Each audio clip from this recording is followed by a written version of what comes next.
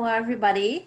Thank you so much for joining in today. We are really excited to have our first live virtual video tour with Dolores Hurtado. I just wanted to take a few minutes and quickly explain our Women to Watch exhibition series for those of you who don't know. NMWA has, one of the beautiful things about NMWA is that we have these wonderful outreach committees throughout the country and also in different countries throughout the world, particularly Europe and South America. And these committees are all volunteer and they really serve to promote the mission of the museum in their local areas. And every few years we do an exhibition drawing on these committees, and that's our Women to Watch exhibition series. Usually there's a theme for each exhibition. The last one that I curated in 2018 was metal, heavy metal. All the works in that exhibition were works made of metal.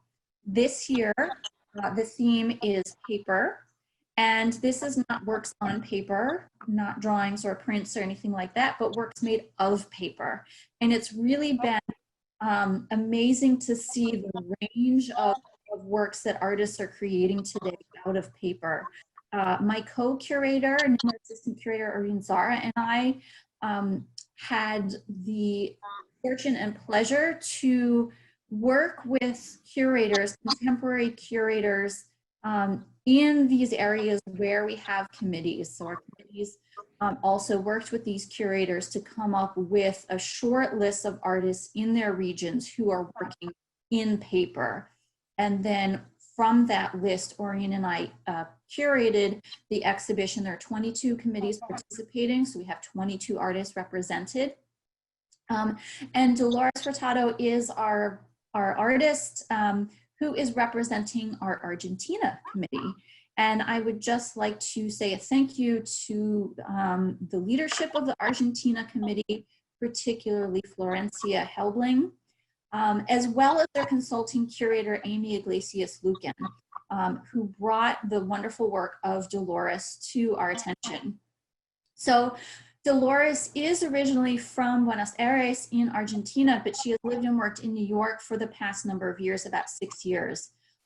She has a very impressive resume, and I just want to give a few highlights and then I'll turn it over to her.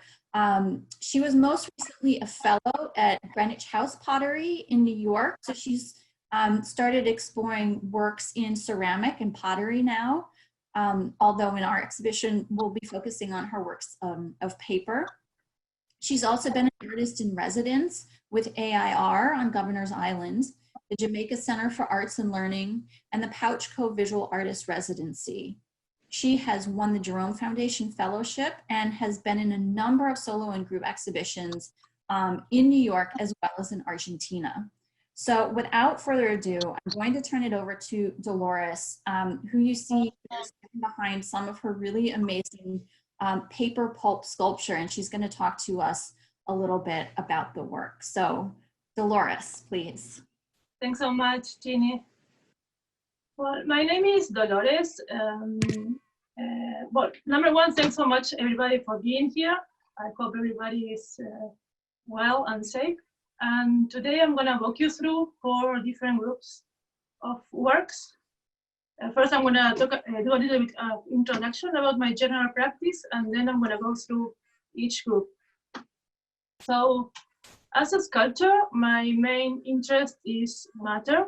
I'm always looking for different materialities and combination of materials and also different techniques.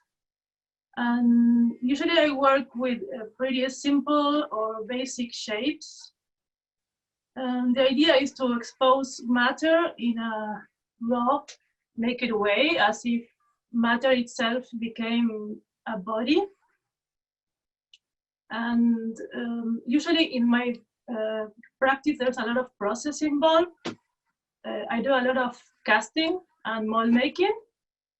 And that includes a very long chain of steps, and every step of the process leaves a new mark in the final piece, and I don't erase or eliminate anything.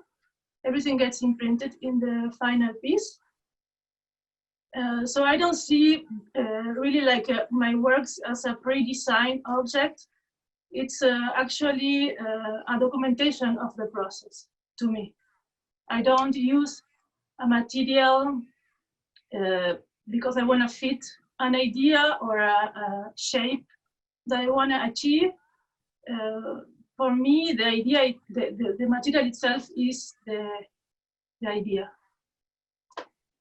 Also, I feel like I work very much like the alchemists. They were trying to convert metals into gold. They thought that metals were all the same thing in different stages of development. There was like a spiritual pursuit behind their practice. They were trying to, for them, gold was like the higher standard, and they were trying to do that, actually. And me myself, I don't really think I don't believe in perfection, number one. It's for me, everything is imperfect, like my works. And I also don't think the different materials have different values at all. I love very rough and basic materials like clay or like paper. But I do think that materials have a meaning and also are like spiritually charged. And they emanate certain energy. So that's why I feel so connected to the alchemists. Also, the way I work in my studio is very similar to what I imagine was their studio, in a very like a secretive place, and there's always like many little experiments all over the studio, and hidden things that I don't open until it's finish, to get the surprise. And I kind of lose track of what I'm doing when I'm working. It's like a ritual to me, and it's completely guided by intuition. And that's why I feel more like a channel for the work to happen. The rational mind is not so much there. Everything is very much guided by the intuition. I work with many different materials. I love to have an amateur attitude towards material. Every time I work, try to grab the material as if it was the first time that I'm working with it. So that's why I go through different materials.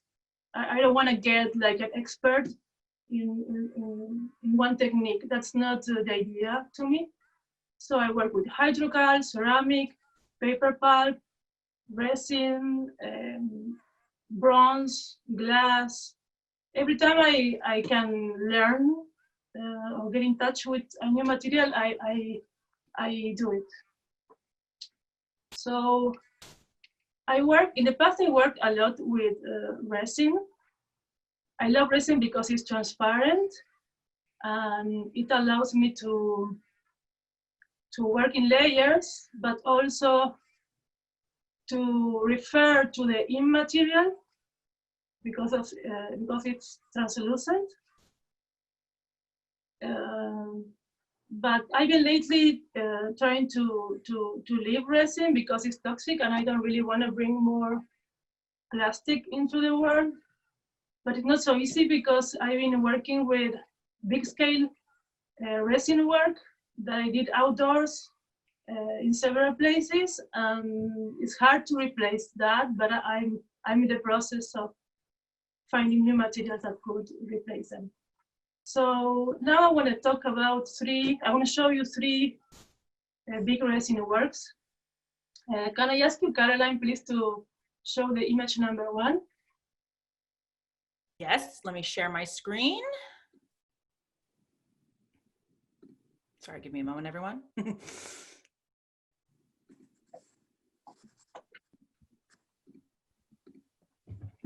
can you see that? Yeah, I see it. Perfect. So this is a work that I made 2 years ago in Franconia Sculpture Park in Minnesota. It's a 20 feet tall sculpture. it was super challenging to make. I was working with forklift and with scaffolding. It was super, super interesting for me, the bigger work I ever made. And it's called Vortex.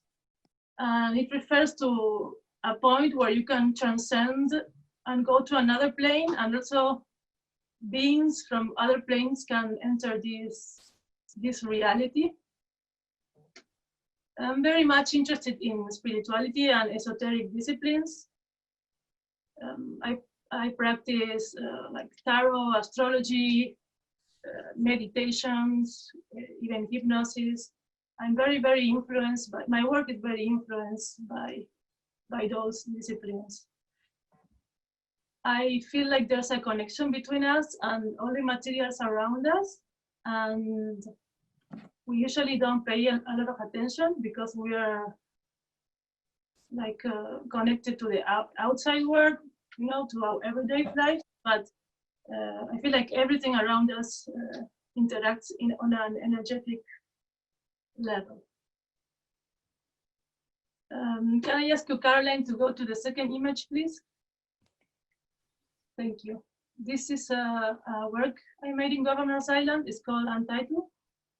And it's an accumulation or a stacking of cubes that later on were kind of deformed by the running liquid of resin. So it's a kind of deformed geometry. And it was the first time for me working with resin outside. So the effect of the sunlight was amazing, because I never thought that that was possible, and it was changing during the day according to the inclination of the sun. It was super, super interesting. And then image number 3, it's a photo of one of my first solo shows in Buenos Aires. It was called Protoforme, which is a made-up name, but it's something like before the shape. And it refers to a stage of matter when things are not really formed yet, when things are before becoming something, before being. And so again, it's this subject of raw materiality. So I'm going to show you, thank you, Caroline, that's okay, thank you. And now I'm going to get closer. I'm going to show you some images from closer so you can see them better. These are ceramics I made in Greenwich House this winter. As you can see, all the works have a lot of texture. I tried many different things. These are these ceramics with glass bits. Some of the works come from the paper works. I made molds and did slip casting with ceramic. Some other works don't have an inclusion, but they have a lot of texture itself. And some, like the bodies are kind of a precarious body, something that is about to fall apart, or it looks like fragile or almost falling. And all this series is called devotional, because to me, it's like these are objects that you can pray to or you can pray through. For some reason, this is a tree, and I feel like a tree is an element that you can use to pray. Then this dome figure, well, of course, the cross, but also these cones that points to something elevated in the sky. And now I want to go to the paper works. Some of them I'm going to be showing in Paper Roots. I started working with paper after an invitation I got for a show, in a works on paper kind of show. but I don't really work in 2 dimensions because I'm a sculptor. So I studied experimenting with the material. First of all, following the Japanese, the classic paper making technique, like for sheets of paper, for making sheets of paper. I used that as a reference. But then I started experimenting and doing a lot of tests, and finally I got to different ways of working with paper in a 3-dimensional way. Paper is, to me, super amazing material. It's so rustic and it's so textured. It's very expressive material. And in the same way, like resin could be a material that is kind of ephemeral, and it can, the shapes can be like a ghost, you know, and they can almost disappear. This is the opposite of that. This is very much connected to the soil, to the earth, and they almost look like they have roots, and there's something made by the land, by the soil. It's crazy how many things you can do with paper, and right now I'm in love with paper. Mm-hmm. Yeah. And after making the paperworks, I start developing another project that I want to show you that I did at Oak Spring Foundation in Virginia, in Upperville. And it's the project is making paper pulp directly from plants and fibers and tree bark and wood and all things that were around my studio. So I want to show you a couple of things. It's a project that is still in process, that I'm still developing, and I also have a lot of more things coming with this. This is a paper made with grass, with moist grass. It's almost like leather. It's really hard. And amazingly, it kept the color pretty well, because the color is one of the hardest things to master. It's dahlias paper. I don't know if you can see it very well. And it's made with dahlias and some other materials. I'm going to show you a couple of these because I have many samples. This is made with sunflower. It's pretty thick. You can even see the seeds there. I hope you can see them.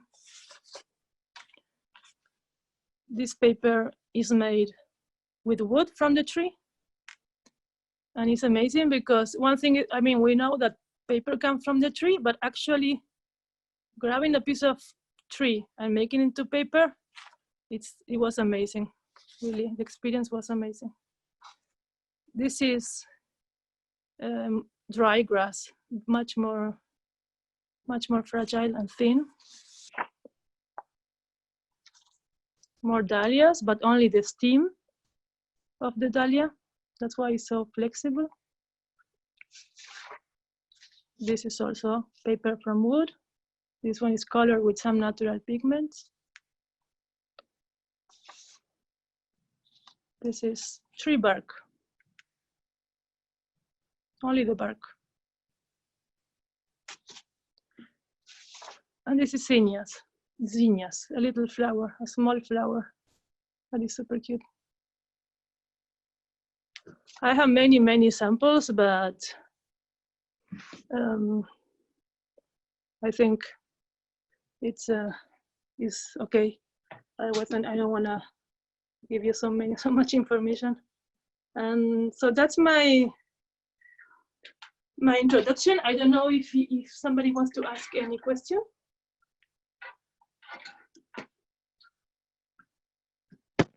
Hi, Caroline.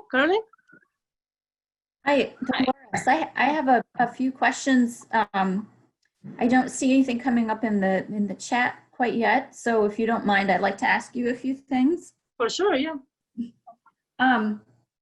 Well, one thing that struck me as you were talking just now about all those various forms of paper that you were making in your Virginia residency, which I forgot to mention at the beginning. You were kind of local to the DC area for a while, but you're really kind of expanding the definition of paper.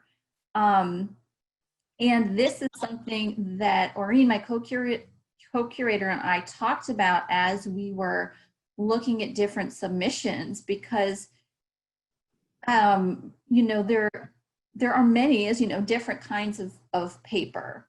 And so we really had to think hard about, well, what are we going to consider paper for this exhibition, for this purpose. So it was just really nice to see all your examples and see that definition kind of expanding even more. They were beautiful.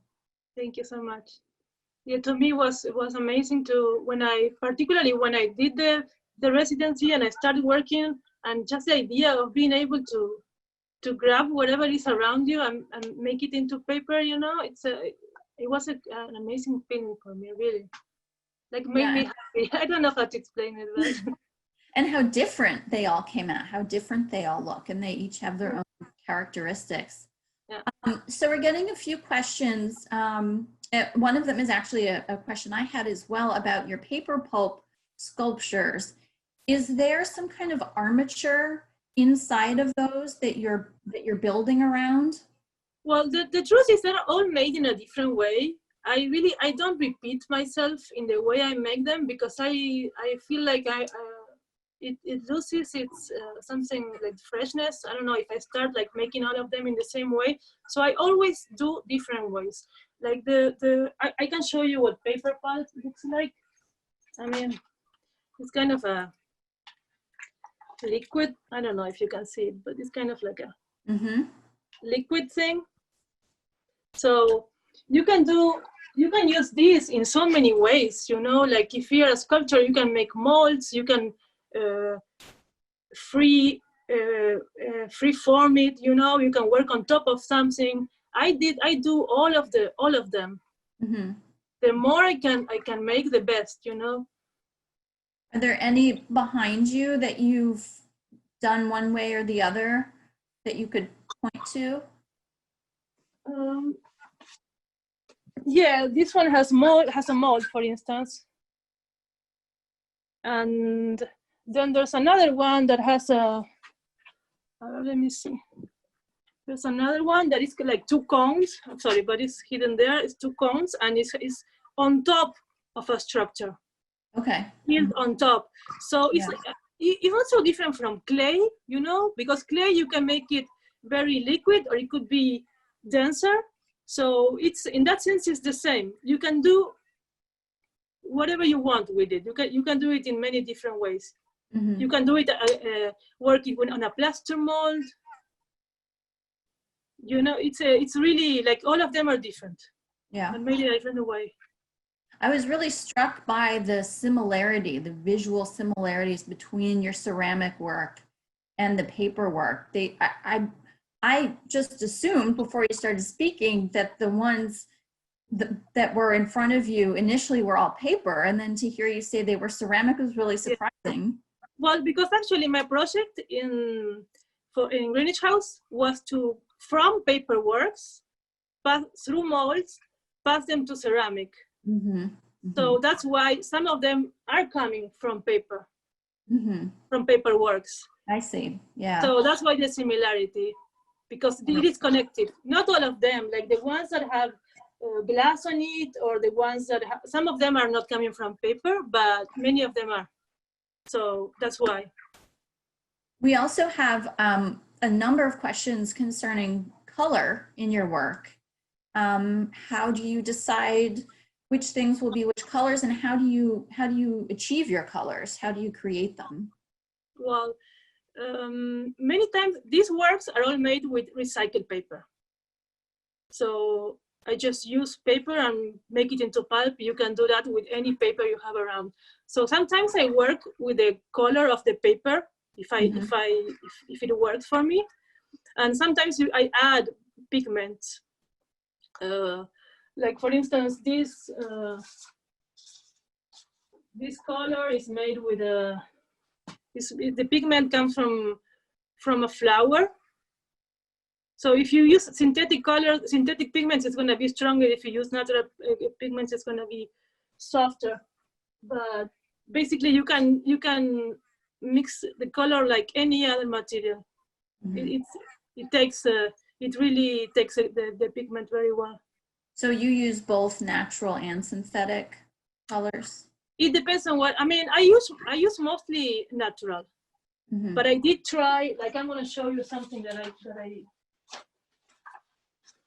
did here. Like this one is a synthetic dye, and it's very, very strong. So I tried it to see how it worked, but not necessarily. I mean, it doesn't have to be. This, for instance, it's amazing. This one is made with beets. The dye is from beets, just boiled beets, and that's it. You know, It's a beautiful color. Yeah, it's very strong too. Mhm. Yeah. So, Is there any kind of intention or symbolism at all behind which colors you're choosing for certain works? I think it's pretty. It comes from intuition, because, like, the first thing that I pick is the material and the color before I know how the work is gonna look like, before the shape. And that's why, to me, it feels so organic, you know, because it's the materiality, the texture, the color, to me already they give me the idea of the energy I'm working with. And then the shape is something that is less important for me. Yeah. We also have a question asking if you feel that living in the States, in the US, has influenced your work at all or changed it in any way. That's interesting. It definitely changed it, because I was, before that, I wasn't dealing with so many materials. I was always interested in materials, but I was mostly working with resin. And I never made like the direct link between living here, but it did change a lot. It changed a lot. My work changed a lot since I came here. Is that just because you have different access to different materials and tools, or is it something more an internal change? Well, you know, it's funny, because when I just got here, you go to the store and the amount of resin products that there are here, it's insane compared to the ones we have. And in the beginning, you're kind of shocked by so many possibilities, you know, and all the things available. But then I ended up working with paper, making paper from fiber, you know. It was the opposite process. Instead of going for that, I went for the simplest material from the land, you know. So it's opposite to what you would expect to happen. Yeah. That's interesting. And to go off, I'll just say real quick, to hop on kind of off that question, we had someone ask about how the pandemic has it impacted your work logistically, getting materials with your studio? No, is it influencing your work at all? It influenced my work a lot, and I've been actually thinking more about my work than making new work. I think it's a moment of pause for a lot of people and reflection. And even because I can grab paper from anywhere, so it's not really a real limitation. I could be working if I wanted, but for some reason, to me, it's a moment where it's time for something else. I don't know exactly where everything is leading, but definitely it made me more, made me reflect more on what I do. We I also think we're all going Yeah, I think it's not just me. I think it's everybody in this place. For sure. Yeah. Kind of following up on that, we had a question from someone who's actually in Oak Spring, Virginia, and she was wondering if you have started making any kind of sculpture from the paper you made during your time there.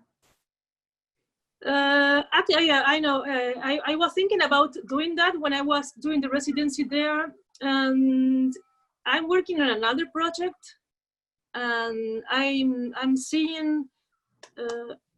It's not so. I mean, it is sculpture, but like in a different way. I'm not making actual sculptures. I'm working on bigger projects with that investigation or with that exploration, and I don't know yet where it's going, but it's very exciting for me because it's still in process, so I didn't finish it yet, but that's one of the things that I've been thinking a lot during this time, you know, developing that process, the project. So you have experience, you have worked on a very large scale with those large outdoor resin sculptures, and then on a much smaller scale. And I was just wondering, do you have a preference, you know, working on a larger scale or a smaller scale, or I imagine, you know, each has their pros and their cons.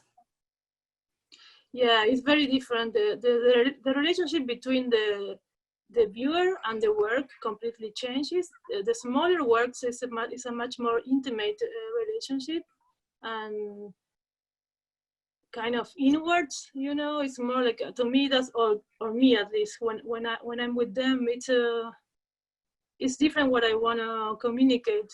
When I work in a big scale, just imagine the feeling of being like your body in contact with something bigger. You know, it's much more expansive. It's a different. It's like your body is challenged. With the smaller works, it's much more internal. The relationship. I don't want to pick. I don't think one is better than the other. Different works, different scales. Yeah, that makes sense. We have a question also about, and I think this is in relation to your paper pulp sculpture. Do you use any kind of additive, I guess, kind of like a binding agent, or what exactly is the recipe there? No binding agent. You can use, like, the options are if you start investigating paper pulp, like there are millions of options. You can add glue, you can add even like a flour with a mix of flour. You can, there are so many kinds of paper, but the ones in the show, they're just paper, no binding. Yeah, and how do you think those works will age over time? Do you think they'll? I think they'll age okay, fine. I don't think they're gonna have a problem because they don't have any external. They don't have glue or anything that really affects the paper, and also the look of the works is always kind of like something that is already kind of old, or it went through the passing of time in some way, you know. So it's not like a perfection is never what I have in mind when I work. So it's the other way around. So I don't think I think they're gonna stay pretty much the same. Yeah, well, one of the things I really love about your work is that the shapes are very, you know, I know you've spoken about them as kind of like things that you're almost like artifacts, right? And I love the fact that they have these very kind of primordial or elemental shapes to them, that they seem very ancient on one hand. And you know, the fact that your process is kind of revealing the layers of construction. It's really, they're really just endlessly fascinating objects, I think. Thank you so much. Yeah, for some reason I like that elemental quality, like something basic. Then I feel like through that, I mean, it's easier to get connected to the core of the work. You know, if everything keeps being, if everything, all the rest is simple. You know, I find that I don't know. To me, it's the most interesting Yeah, thing working like that. yeah. Well, thank you so much. I think that we've covered all of the questions that we've gotten, and have covered all the questions I had too, which was a nice opportunity. Yeah, thank you so much. I'm going to turn it back over to Carolyn, unless you have anything else you'd like to add. Not really. Thank you so much, everybody, for being here. I loved having the possibility of showing you my work and show you a little bit of my studio.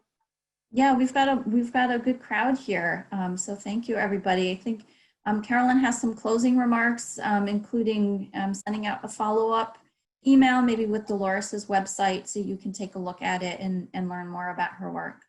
Definitely. Yeah. I just want to thank you to Dolores for taking the time today to show us, to invite us into your studio. Definitely a positive to the stay at home that we get to, you know, all be here with you. And I'll just say from me, you know, in this current world that we're living in, getting to hear from you and see your art and your process is really amazing and inspirational. So thank you so much. And we can't wait to see it in person at the museum.